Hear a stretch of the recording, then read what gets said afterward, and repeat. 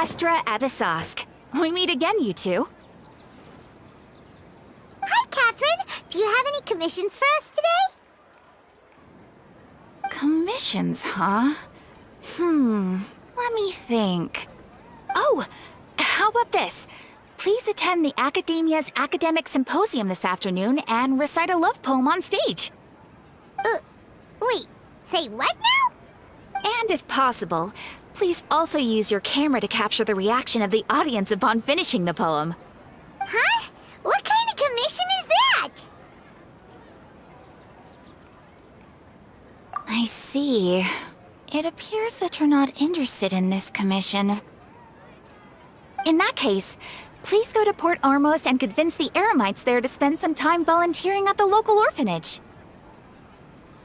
Hey, that's not any better.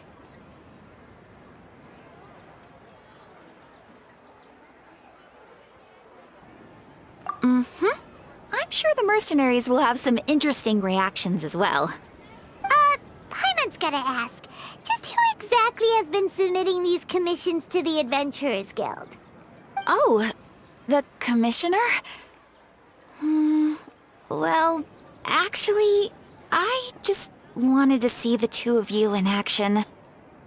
Was it so obvious? I was hoping you would actually take one of those commissions. That kind of chance to observe humans doesn't come by often. Ah, so it's Nahida. Paimon just knew Catherine wouldn't crack those kinds of jokes. When did you get into her head? From when she said, Ad Astra Abyssosque. So it's been you this whole time? Are you done resting up, Nahida? Yes. I've been sleeping ever since we parted ways, and I even had a really, really long dream.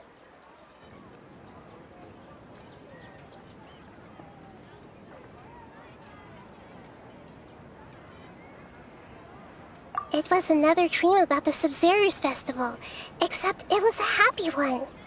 In my dream, I was sitting in the middle of a flower terrace, and everyone in Sumeru City was holding hands as they danced in circles around me.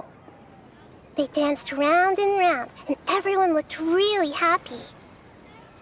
I also got to sit on a gigantic flower carriage. Ferris, the Knight of Flowers, raised me really, really high above the ground, and I was throwing an endless amount of Yalda candies at the children. You know, Nahida, maybe your dream is how the Sub-Zero's festival really should be. It's meant to be a joyous time where everyone gets together to celebrate your birthday. Huh? Wasn't I describing a really happy dream? Why are you both looking at me like that? Wait, could this be an example of the emotion known as pity? No, we aren't pitying you. That would only make everything worse. We just don't want you to feel too sad. By the way, have you had a chance to visit Dunyarzad? How's she doing? The Homiyanis haven't allowed any visitors after the festival, so we haven't been able to check on her. Yes, I paid her a visit right after I woke up. She was resting at the time. Her condition is stabilized. However, since Elazar is a manifestation of the withering on the human body, we can only cure it by finding a way to take care of Irminsul's own withering. But for the moment, our top focus should still be figuring out what the sages are up to and what they're planning. Right. Who knows what'll happen if they manage to pull off another scheme like the Samsara of the Sub-Zero's festival? So our first priority should be investigating and putting a stop to the sages' activities. As for how we should pull that off, let's discuss it somewhere else. There are too many adventurers around here. Oh, good point. Sorry, adventurers. We're gonna be borrowing Catherine for a little while.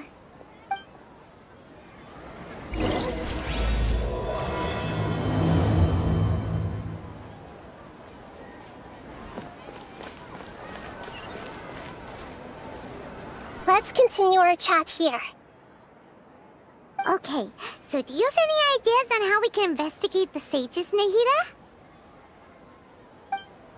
Actually, I've already done a little bit of work on that.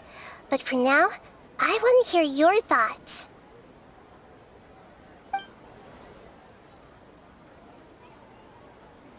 I've already tried that, but all the key members of the Academia, even the core of 30 guards, intentionally avoid wearing their Akasha terminals. It seems that from the very beginning, they've been guarding against info leaks from the Akasha. Of course, it could also be because they're wary of me. Have you already caught the sage's attention? I'm guessing not yet, but distrusting me would make perfect sense if they've ever paid attention to the urban legends about me. In any case, I probably can't take over their minds directly.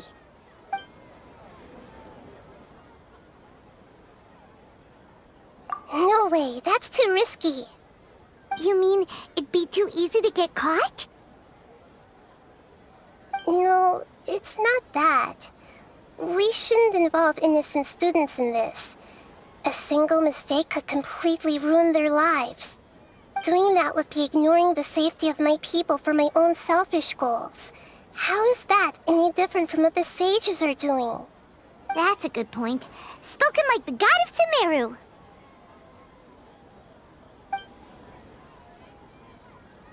We're in the dark as of now. Since we still don't know anything about their goals, any rash move could tip them off and lead to terrible consequences. After all, every person in Sumeru City is one of their hostages.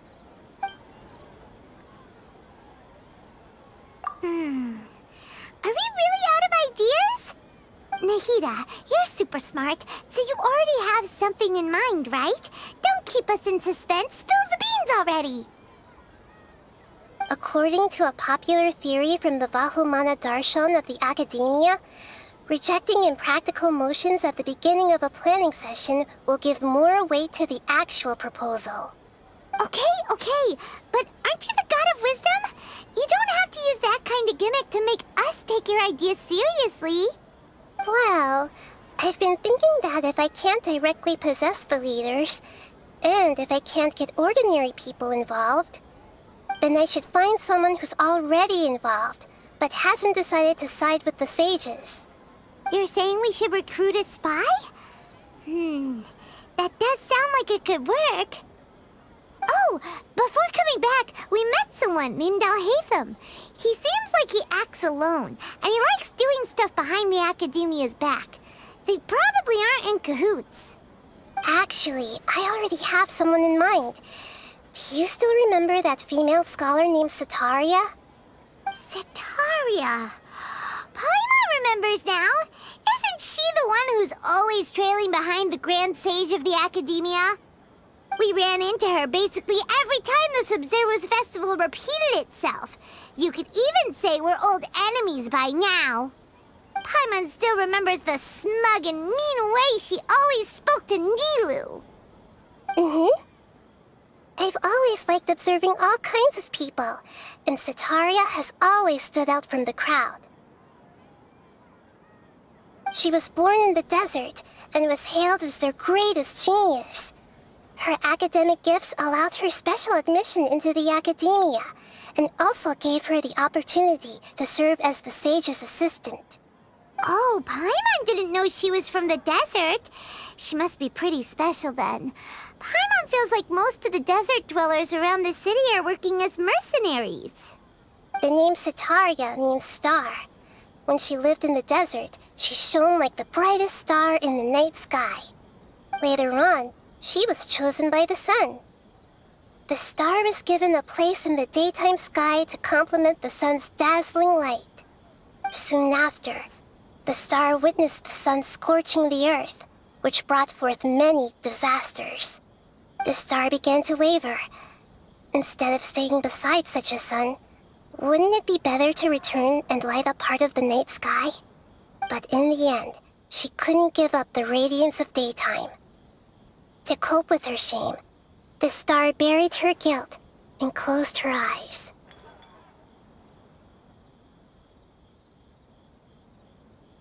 From the sound of it, Sataria's just hung up on the research opportunities here. But she doesn't really support the academia. She still feels guilty about not doing more for the desert, right? She's just running away from her problems.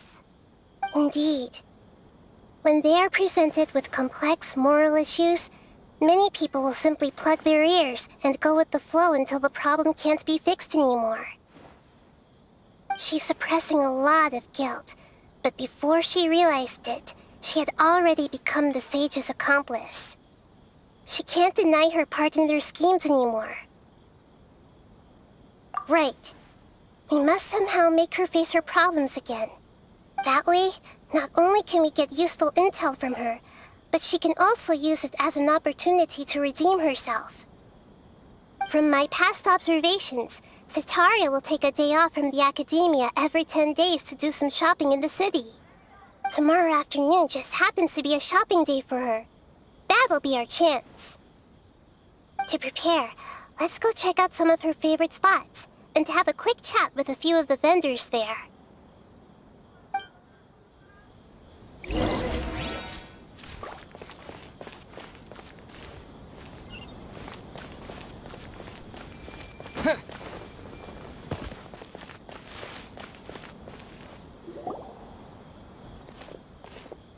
This should be Cetaria's favorite fortune-telling spot. So should we ask the fortune teller about Cetaria? No, I already have enough information on Cetaria. The most important thing now is for you to pay attention to the vendor's talking style and key characteristics. Talking style and key characteristics? My poor lost lambs, have you become troubled over your fates? The divine voice of wisdom often echoes between mine ears. If thou be blessed today by the gods, I may be able to show you the way. Huh? Really? Nahida, you've been whispering things to her? Shh. My friend here has some doubts regarding his future. Can we get a fortune reading for him? Of course, of course. In that case...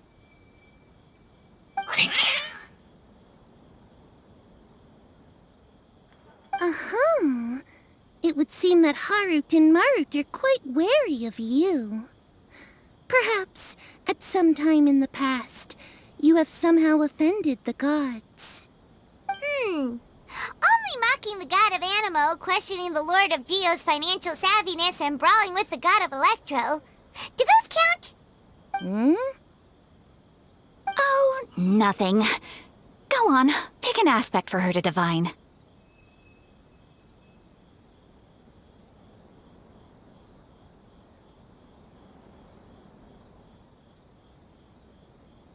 Love prospects? No problem at all.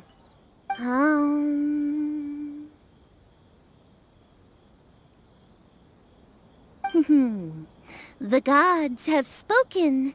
The truth shall be revealed. One who is fated to cross your path will appear on... Huh? So many people will fall for you. How could that be? Harut, Marut, did you two spoil my divination? I've never read a fortune so absurd.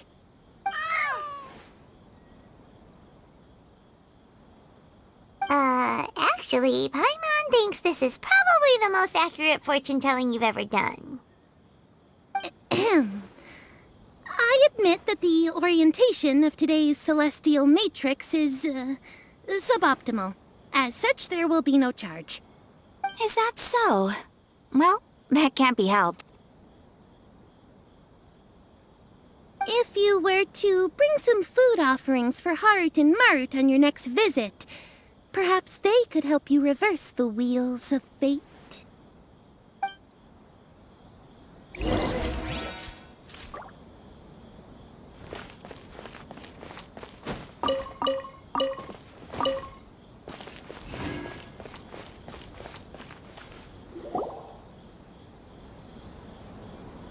Is this another one of Cetaria's favorite stalls? Yep. it belongs to a king. His father helped Sataria a lot when she first moved to Samari City, so she still comes by whenever she has time. When I start talking with him, listen carefully to the details of our conversation. Ah, dear customers! Would you like to look at some pottery? We caught wind of your great craftsmanship, so we specifically came to take a look. Oh, I recognize you. Aren't you Miss Catherine from the Adventurers Guild? Sounds like I'm in for some big business. Speaking of, where did you learn this trade? I suppose you could say it all started with my dad. He's a mason by trade, but I picked up an interest in clay while apprenticing for him. After that, I began making pottery by myself in secret, and I simply changed trades when my works turned out well. Although it's a pity that I'm no longer making much use of the knowledge provided to me by the Akasha. That's nice. You're making a living doing something you love. So is your father still working as a mason? Oh no, not anymore. A few years back, he fell from a roof and broke his leg. Since he had already saved enough mora over all these years, he's just enjoying the retired life in Port Ormos nowadays. I see. We wish him peace and happiness in his retirement. I'll have someone in charge of logistics at the guild come by another day for some goods. We'll leave you to it. Take care now. No problem. Rest easy, all our goods are sure to meet your every need.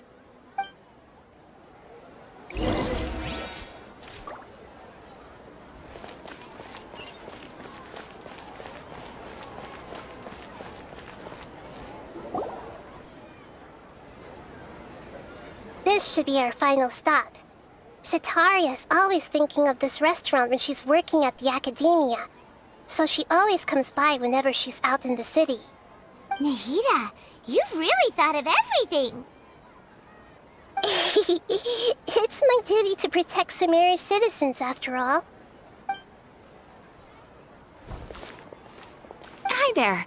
I feel like I've seen you down by the docks before. Huh? Sorry, I don't quite remember. If I recall, you were having a discussion with someone about shipbuilding at the time. Ah, that's right! I've always been really interested in feats of marine engineering. After all, I grew up in Liyue Harbor and spent my entire childhood staring at the ships going in and out of the port. I came to Sumeru to study, but failed to make it into the academia due to my lack of talent. But I'm still discussing all kinds of problems with different scholars, and I'm continuing to study and perform research from the restaurant's basement. I'm sure I'll get to the academia after their next round of exams. What an admirable spirit for learning. Amazing! Sure, but you'll find hardworking people wherever you go. So this restaurant has a basement as well? Huh. First I've heard of it. That's right. It's not usually open to patrons. Most of the time, employees use it for breaks or to hold private events. I see. Guess that makes sense. Well, good luck with your studies, Miss Chishan. Thank you so much. As long as I can make it into the academia as an official student, I'll be happy.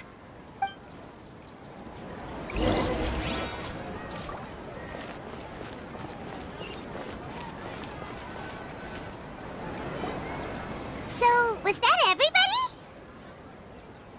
Mm-hmm. 3 familiar faces should be enough for Sataria. What's the point of all the information we've collected? Nahida, you still haven't told us how you're planning to make Sataria face her problems. Sataria is already used to avoiding her problems, so we must find a way to break through her usual sensibilities.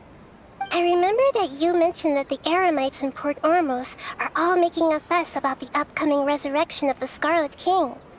Although it's all just a boatload of nonsense, the fate of her homeland may turn out to be Sataria's soft spot. Oh, Paimon gets it now! You want to take advantage of the guilt Sataria feels about her homeland. Although she knows she should return home to help the people of the desert, all she's done is conspire with the sages.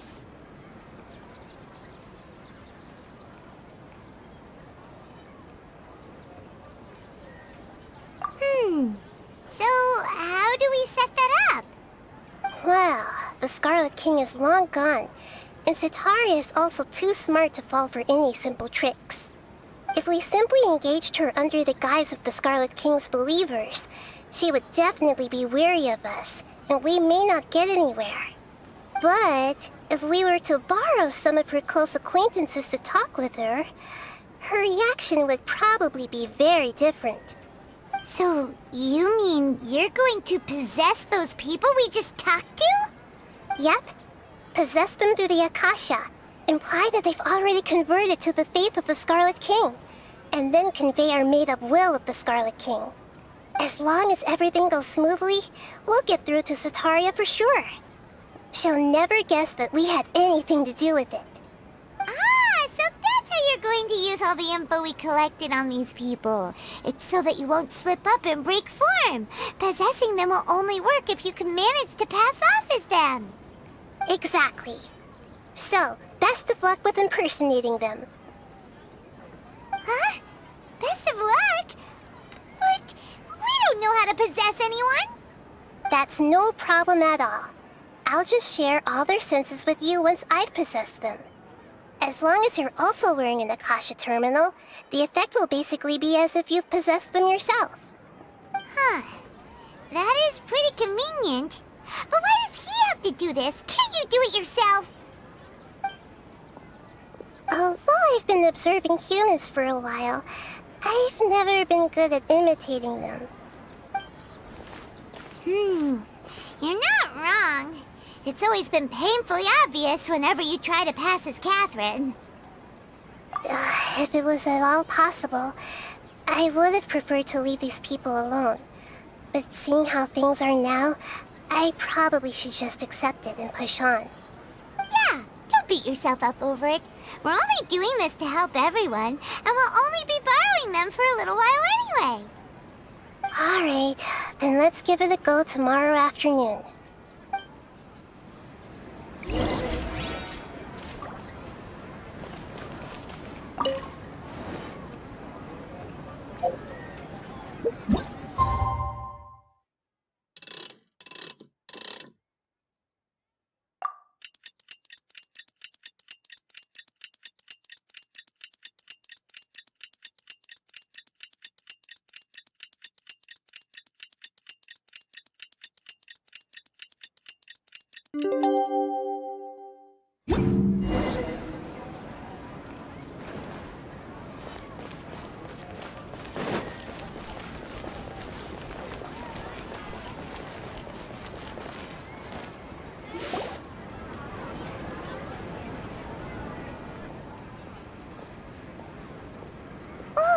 Here she comes. Satari's here. Let's quietly follow her.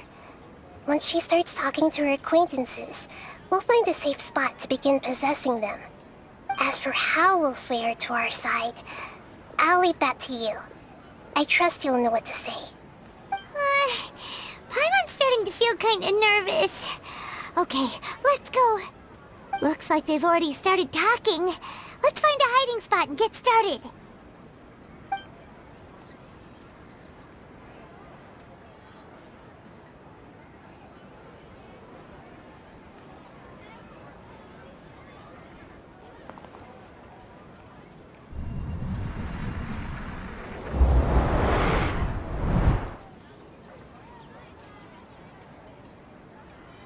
That's right. You really can't force anything when it comes to love.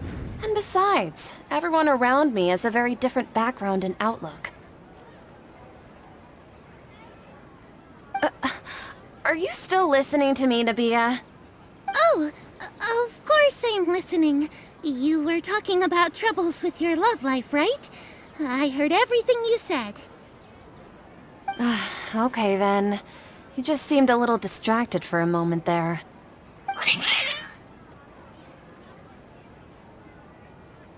Strange. Your cats seem pretty worked up. Is something wrong? I always thought they were quiet, happy kitties. Oh, what are their names again?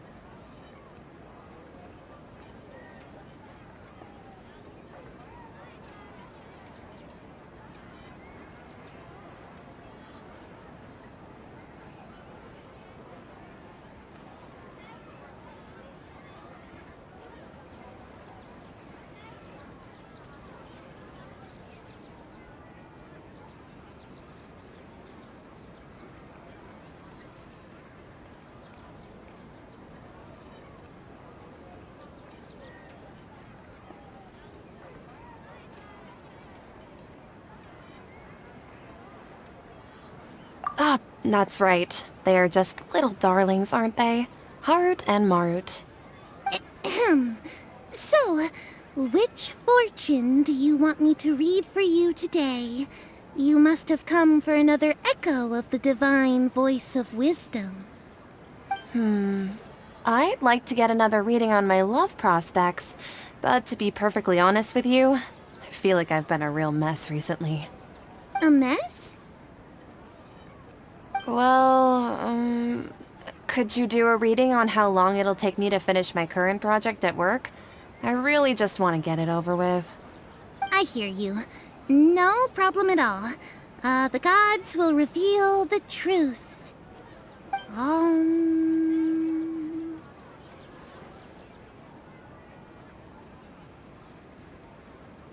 The gods are asking, Setaria, why haven't you gone home? Why haven't I gone home? Do the gods really know everything I've been thinking about? Setaria, why don't you just go home? It's a demand now instead of a question. The gods seem to be truly upset. I'm sorry. I know I failed the gods. Please pass on my most sincere apologies and ask for their divine forgiveness. And if I may ask, Nabia, is there a specific god who's speaking to you right now?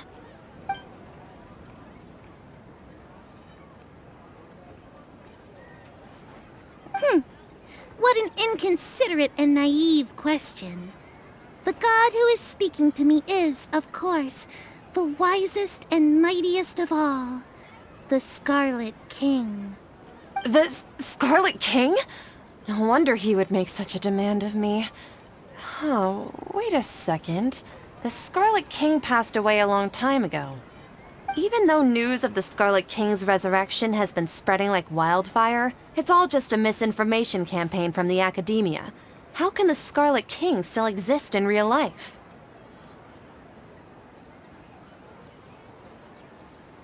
What insolence!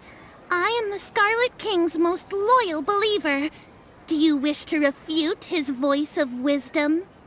Oh, no. As a child of the desert, I am only reveling in his power upon learning that his divine glory has touched even this city.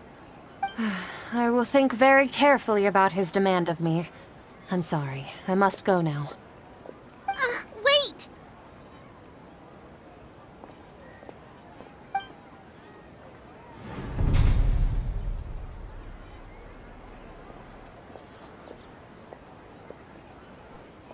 Whoa! She just ran off in a hurry. She looked pretty upset, too. Well done. Setaria didn't seem to suspect anything amiss. To have something she's been trying desperately to avoid show up out of nowhere and berate her, that must have shaken her to the core. Aw, Nahida, it seems like you understand human emotions really well after all. All I know are some abstract Harabatot theories. In any case, my time with you has shown a lot of them to be utterly useless. I'm still trying to make sense of everything. Anyway, enough of that. Let's hurry and catch up to Setaria. He's out of teams now, right on cue. Let's get ready to possess him right away!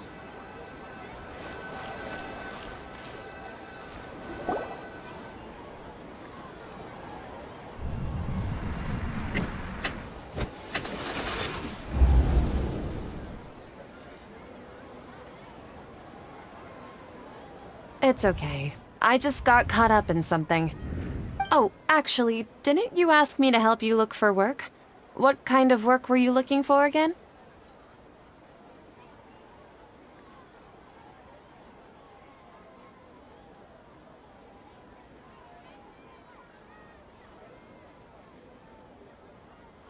Oh, right. Your old man's craft. How could I forget? Speaking of, how's he doing? Is he feeling any better?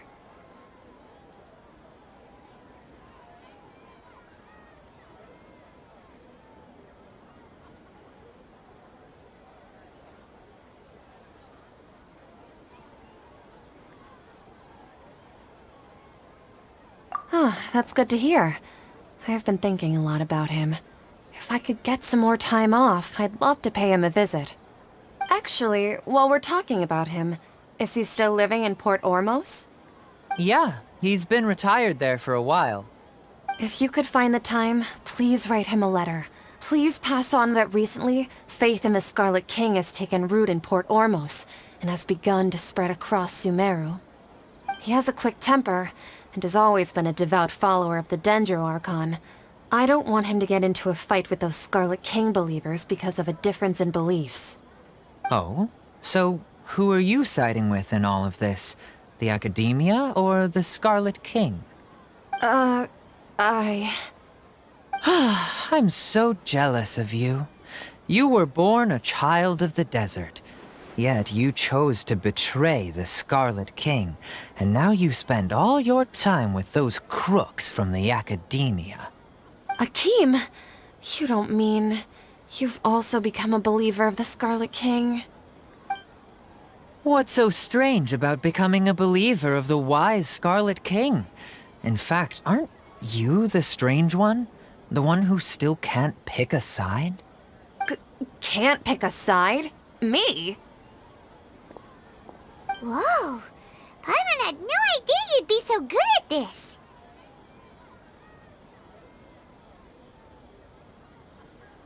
You really zeroed in on the issue and put it right in front of her. It might feel a bit overwhelming for Sataria. But once everything is over, I'll be sure to pay her a visit to her mind and explain everything. Anyway, let's keep going.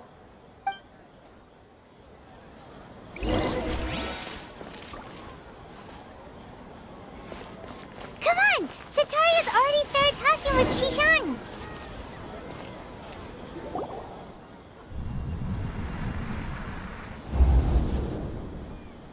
So, Shishan, have you noticed anything weird in the city lately? Like, as if someone was trying to preach to you about something?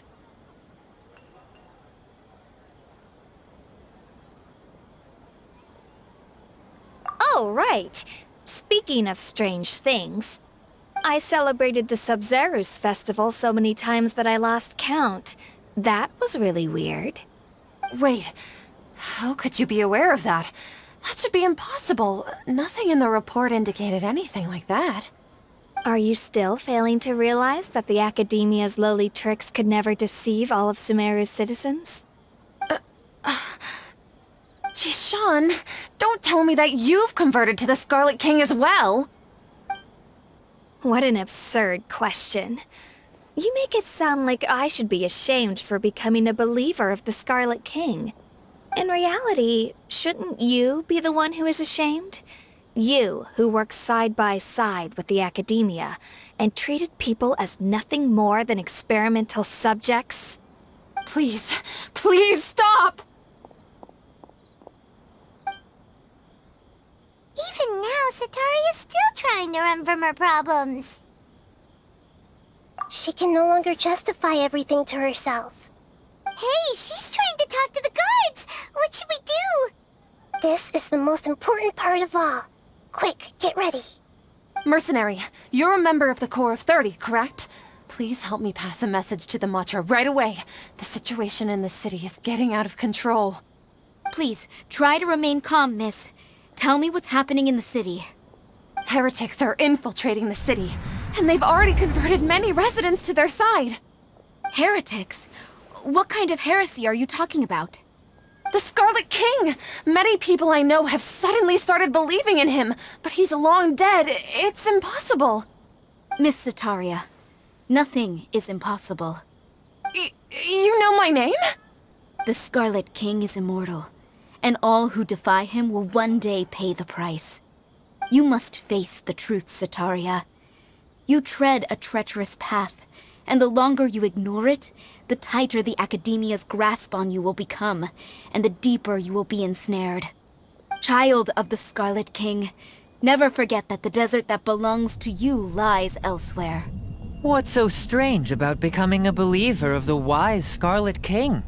In fact, aren't you the strange one? The one who still can't pick a side?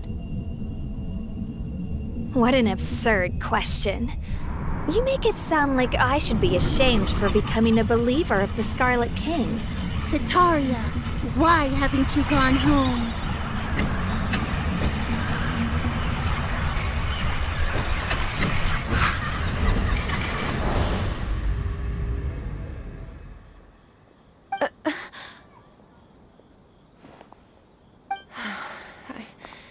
It seems that no matter where I run, I only keep finding more believers of the Scarlet King. I have to say, this is a familiar feeling. I've also been running from my guilt this whole time. Guilt over my part in the Sage's plans, and from ignoring the letters from the children of my homeland. But no matter how much I may try to ignore or get rid of it, my guilt always comes back. You won't necessarily lose your research opportunities by facing the truth. Besides, did you really want to conduct your research while carrying such heavy feelings of guilt? How do you know me so well? Are you truly just a believer of the Scarlet King? Or are you the god himself? That's not important. The important thing is to pass judgment on the Academia and its sages, and to correct their mistakes. If you could provide some assistance in this matter, perhaps it could serve as a form of atonement. I've actually never believed in the gods, but I've always believed in serendipity. Your appearance must be a fated opportunity for me to get out of this wretched situation. Please tell me, what can I do for you? How much do you know about the sage's current activities?